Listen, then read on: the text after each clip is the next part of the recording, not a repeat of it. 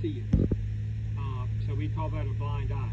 Believe it or not, about 12% of the grafters in the world will only graft a blind eye, not a fold. If they see a fold, they'll whack it off. They'd rather have that blind eye.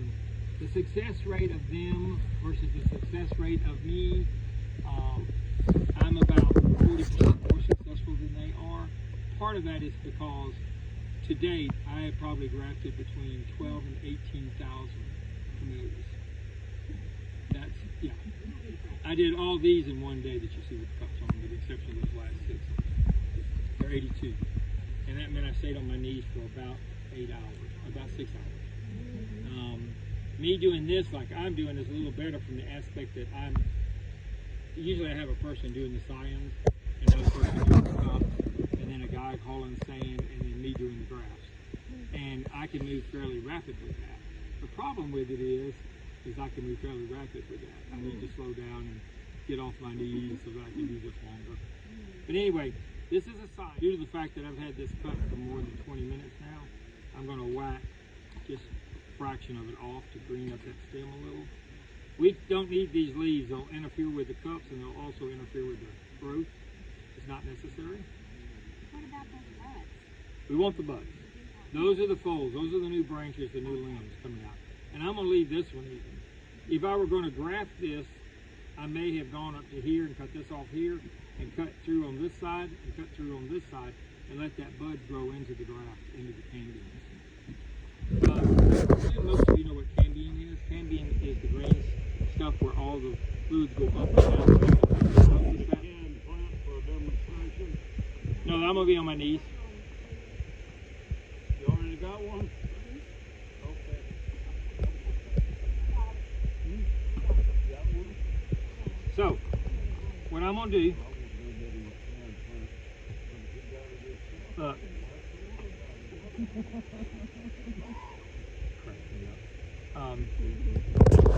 to expose that little green layer you see right there, and that little green layer you see right there. That's the cambium. I have a 50% chance that that will take because of the fact that I've exposed both sides of the cambium layer. To increase my odds to 75%,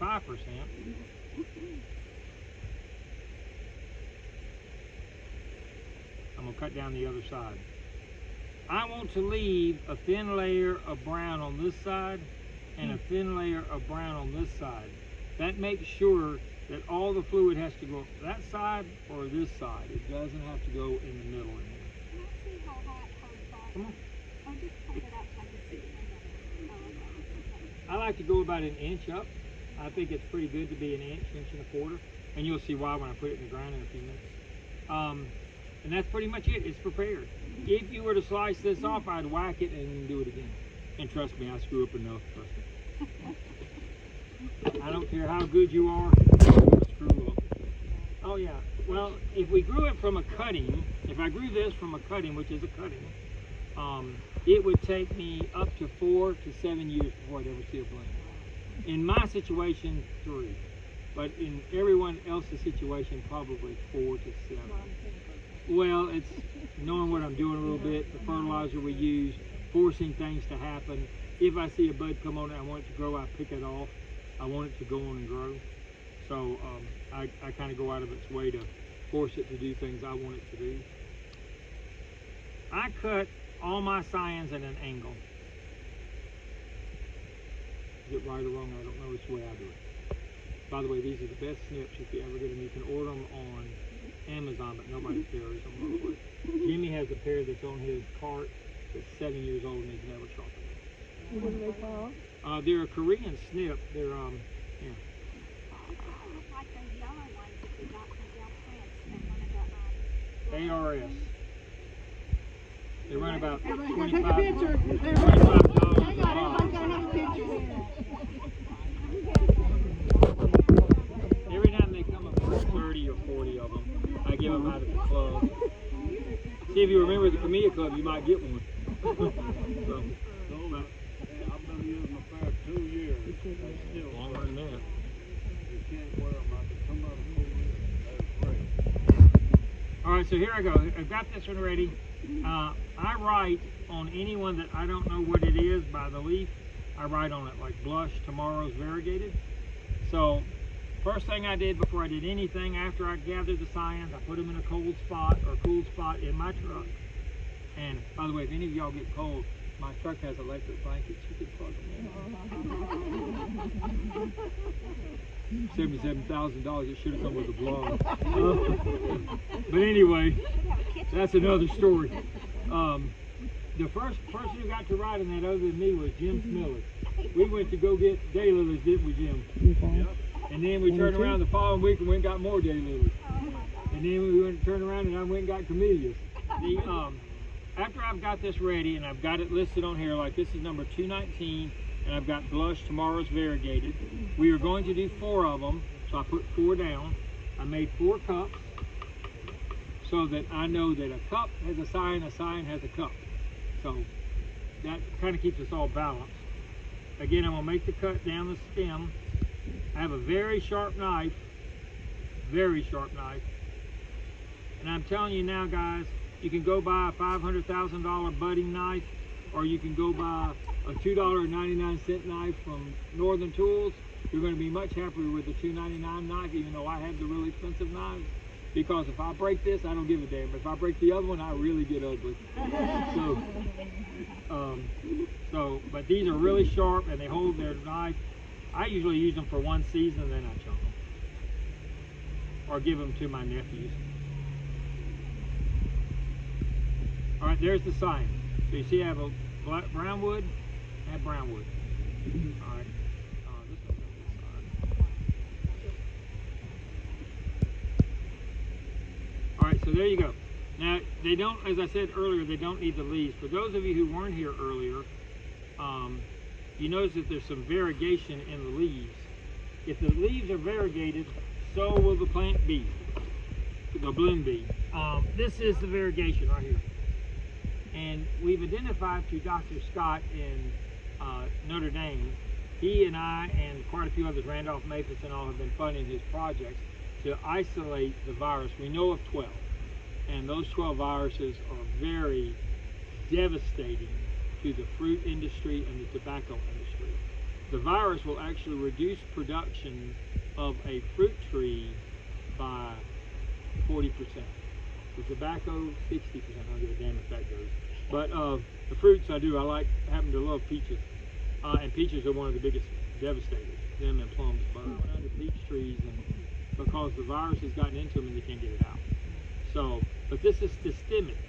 So if we put this into a non-virus rootstock, all the fumigata over there, it will transfer the virus to the rootstock and enable it to grow within the plant that I've grafted to it. If the scion dies that I've placed in the plant, the virus will still transfer, and it will be then in the rootstock. I can then cut the fumigata at a later date and take cuttings from it, put it in the ground, grow the cuttings, and they'll still have the virus. And if I want to put a plant on it that doesn't have a variegation in it, then it will most likely, virus will transfer again systemically into the one that doesn't, and it'll come out with what we call either a moray bloom or a speckle bloom or a ball bloom, or looks like somebody took a paintbrush and went with red paint straight out to the end of the petal. Beautiful flower, about that big around. It's in the first greenhouse up there, 8th or 9th plant in on the far side, 2 of them side by side. There's also Ferris wheel red, which is a mutation of that just started. Wouldn't you call Ferris wheel red more pink? I'm sorry? Wouldn't you call Ferris wheel red more pink than red? Ferris wheel is white with red striping. But the new one, the pink one, they call it the pink or the red. I got the red sport of it, one on the counter. But it's not, I look at it more pink than I do red. I'm getting to be more of a purist as I get older, of going pink, pink, red, red, whereas a lot of the industry goes pink, pink, pink, pink, pink, pink, pink, pink, pink, just different shades. There are more pink camellias than there are any other color. And then the second of that's red, and then the colors, the William Penn, is a beautiful purple color, peony style. Do y'all know what Professor Sargent is? Professor Sargent is kind of looks like a brain. It has that same trait, but looser. William Penn does. It's one of my favorite camellias, and it's older than the food book. I think it was done in the 1950s. Japonica. How big is the flower? About that big. They have some. Yeah, he's got some. Yeah, he's got that, and he also has dragon, which is also. A lot of people say it's William Penn. A lot of people say no, it's dragon. Dragon and William Penn is really dragon, and dragon is really. It's just. I'm hoping at some point in time that I can get Scott convinced to start doing DNA on flowers so that we can send a leaf up and go, what the hell is this? And then he can go, bing, and then we'll know. And then we'll have some bearing on that. So and I think about 3,000 or 5,000 of those are duplicates of something. We'll see down the road. But that's one of my goals, to have that start and have some database that we can go. Or at least like traits, you're 99.9% sure that it's Ferris wheel. But anyway, this virus is very important to the camellia world.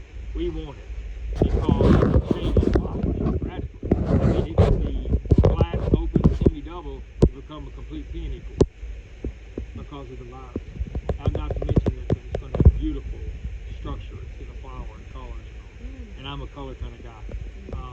I currently have about 195 cultivars from all over the world. Some of the old ones, some of the new ones. Some of the old ones I'm crossing to new ones. I've introduced 4 camellias, Mr.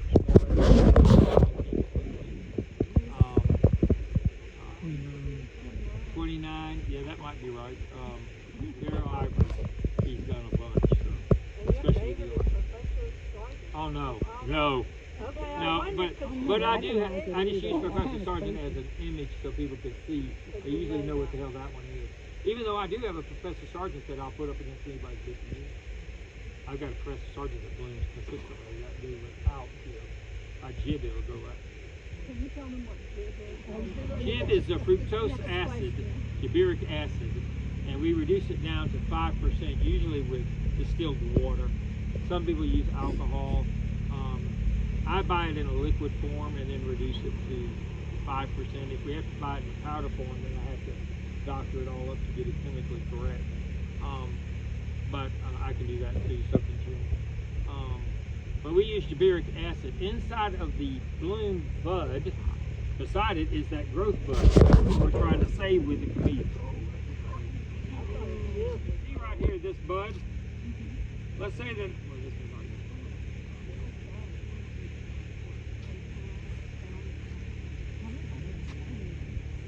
Yeah, here's it. Okay, Gib, G-I-B. Okay, you see right here, this bud? I want to make this flower much, much larger. I have to jib this bloom or jib this bud at least 6 weeks before where I'm going to show it. 6 weeks, and then this little bud here, we break out. This is the growth bud. So you're killing the ability for it to grow from that point. You've terminated that bud growth. And you put one drop of gibberellic acid, the 5% that we watered down, into that cup and gently let it go. What happens is the acid is like hormones. It is hormones. You take the acid will take the bud and go, and over a period of 6 weeks or 5 to 6 weeks, we'll take that bud and double it from what it would normally be. And then it will open like that.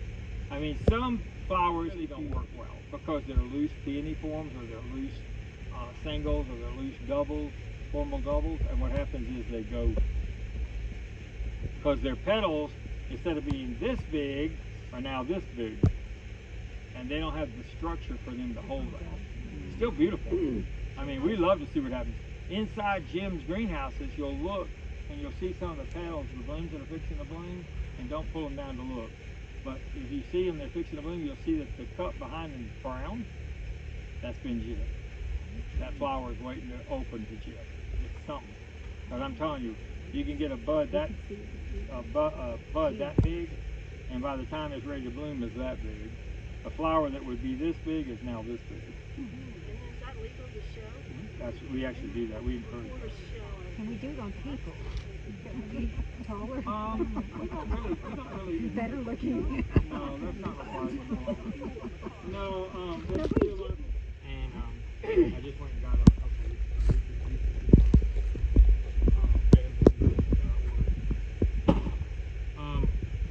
and it does say here where it says chemically treated. Yes or no? No, I don't. Do you check yours for chemically treated? Do you check yours for chemically treated when you jib one? No, you can assume everybody does it. Here. And out of the 397, I had about a 57% take. The first group I did, which was before the big freeze like we're going to have next week, I had 97% of them take. Out of 114 plants, I lost one. And one later died when we dug it. The second groups of all the rest, I had a 40% take. And we believe that was from the freeze damaging the cambium, or the juice from the bud going so far back that the cambium at the graft point was dead. So,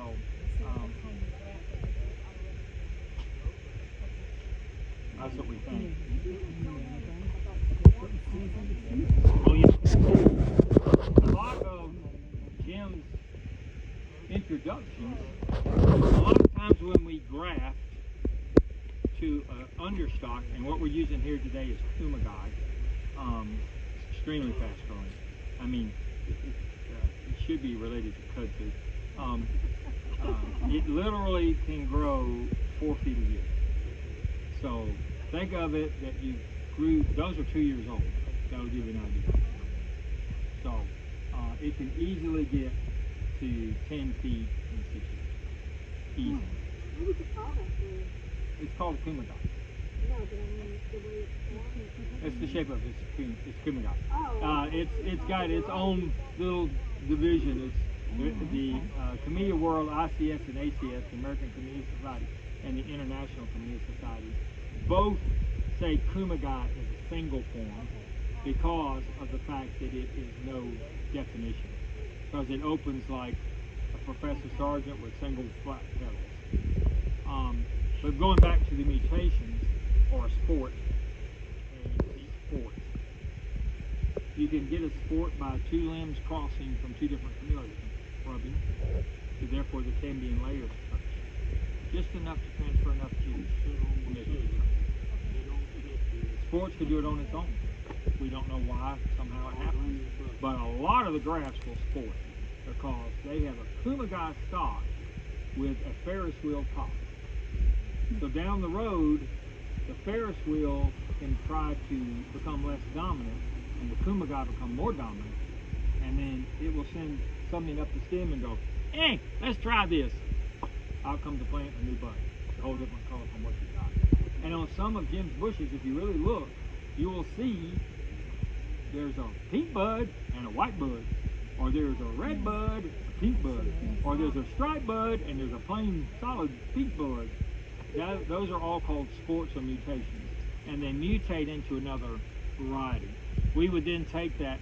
Jim and I are notorious for doing it. We'll go through the greenhouse, we see one, there's cord on its truck, we tie a cord to it, tell everybody who comes here to get any signs or grafts or cuttings or anything like that, if you cut that, you get. So we are trying, because he usually gives me 2, he usually takes 1 or 2, and then we leave the stock there to make sure that it will continue to grow in case we both lose it. We're very careful with that, very, very careful, and very, very, very, very tight. Jim has a camellia. I know where it is. Debbie knows where it is. He knows where it is. 1 or 2 other people may know where it is, but I guarantee you that the 3 of us know where it is. It's called Jim's VV, and it's Jim Smelly Very, Very Baby. And stunning flower, yay big around, unjib, jib that big around. Beautiful white with red splotches that have morays. It is stunning flower. Absolutely stunning. It will take every cup. It'll take every award. If it goes into the show, it'll come out number one. So whenever you have a flower just like that, do you only show it periodically? Well, we'll show it. Its Or do name. you want to be greedy and go? No, especially Jim. A lot of us, he's going to take 50% of the awards. Especially for the protected stuff, he'll take almost all of that. Next year I'll have protected. So I have 100. I have a 35 foot by 120 foot, $35,000 running out the window. So, by the way, I own a Christmas store in Mobile, Robert Morris. I mean, that's what I do for a living. And it'll be behind the store, and the community garden will also be behind the store. But anyway, when Jim shows flowers, yeah, it has a tendency to be the number one. But we will show it deliberately just to make everybody who has camellias go pea green with envy that they don't have it. So, not that we want to rub their nose in it, but we definitely want to rub their nose in it. You know. Maybe you wait a few years where they all go, oh, they don't know what they're doing anymore. They're has-beens, and then you go, wow. No, Jim's never been known as a has-been in the industry.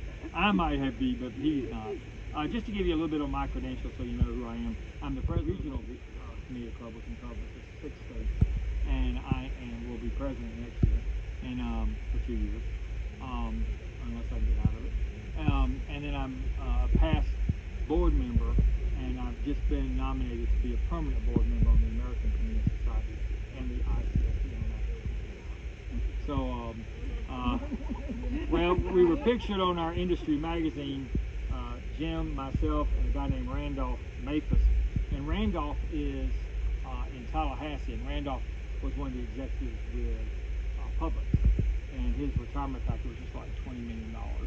So his exit package, so he grows camellias. And he'll be here next Saturday for the show. Not this one, but the following Saturday, the 20th. And he's going to bring his blooms because we won't have anything his will protect it. But we were featured on our industry magazine, and it said the 3 camellia gurus of the United States. And several people took stock with it that I was on there, and even I took stock with it. I put on there. I know the 2 guys besides the guy on the Auburn Church. But yeah, we're pretty well known in the world of what we do and how we do it. And I try to get people. I'm not the camellia people that go, you know, your balloon wasn't quite what it should have been, and don't do those type balloons anymore. I'm the one that goes up to you and says, oh my God, your balloon is fantastic. So thank you for coming. One of the problems in our camellia world that we have is real arrogance.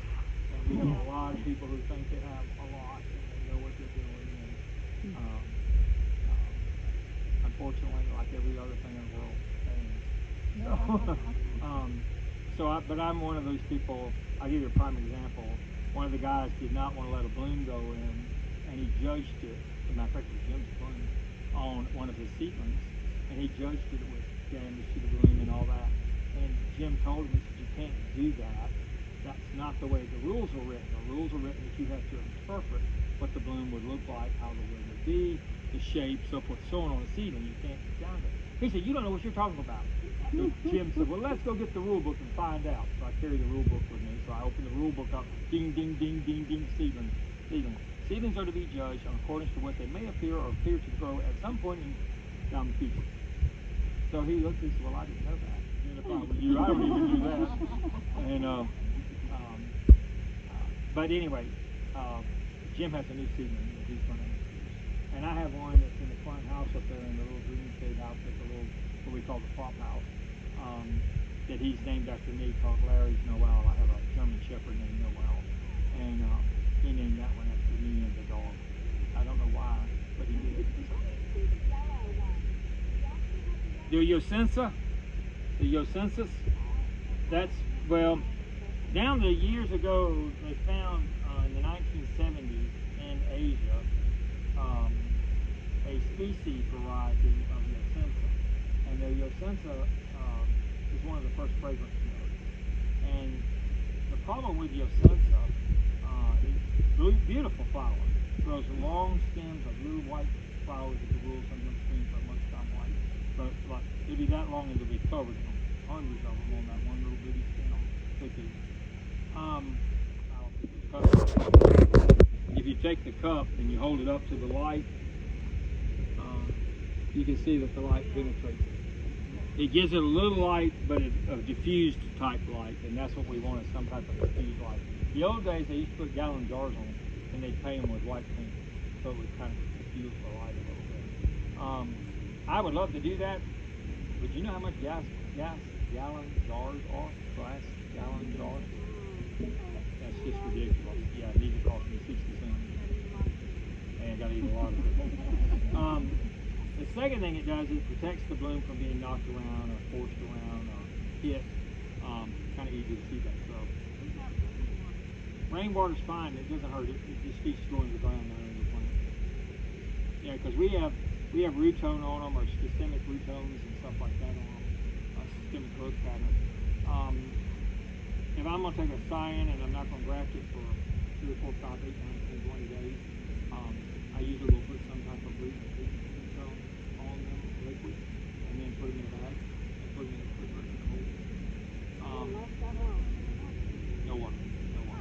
Water will rot them and kill them. And then the last thing the cup does is mostly. So if we put name tags on them and they blow off, I have no idea.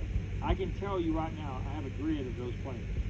So if I were to lose that one, and that one, I can still tell you which every plant is in the row.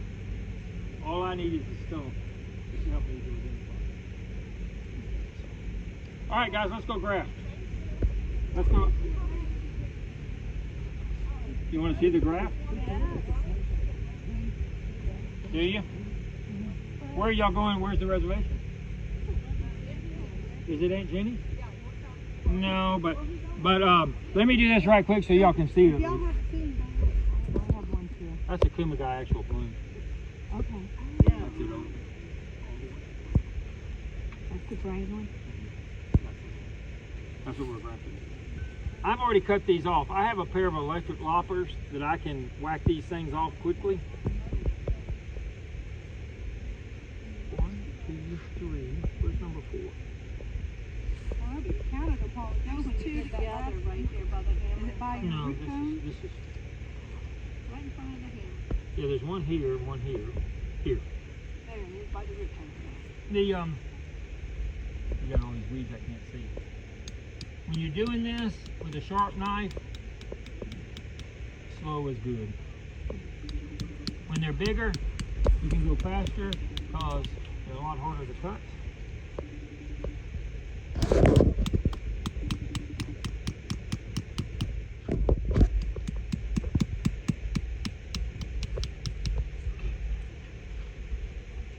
Now, cyan cup. This is how I keep track of stuff.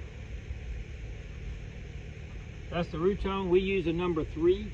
Has a better fruit value in it. I decide which way I want this cyan to grow, whether I want it to grow on this side or that side. I'm going to side this side. I put my knife in, turn my knife to open up the gap, put the cyan in on the spots that I colored the wood on. Voila. That's a graft. Some people do this, some people have cows when I do it, but it's the best way. You use sand. I put root tone around the flower just to make sure. And guys, I buy root tone by the gallon, not by that container. I use that container because it's simple. Ta-da! Again, here's the cyan. No special dirt, huh? Just straight into the regular soil? Yeah, well, you're not going in soil at all. You're only going into the cleft of the plant. Yeah, we're not using soil at all. You leave the tips stick out. Huh? I usually do. There's a 50-50 call on that. Some people say it's a mistake. Some people say it's right. Some people say you don't get any of them done. Most of the grafters, after they see me do it, they usually go back to my way.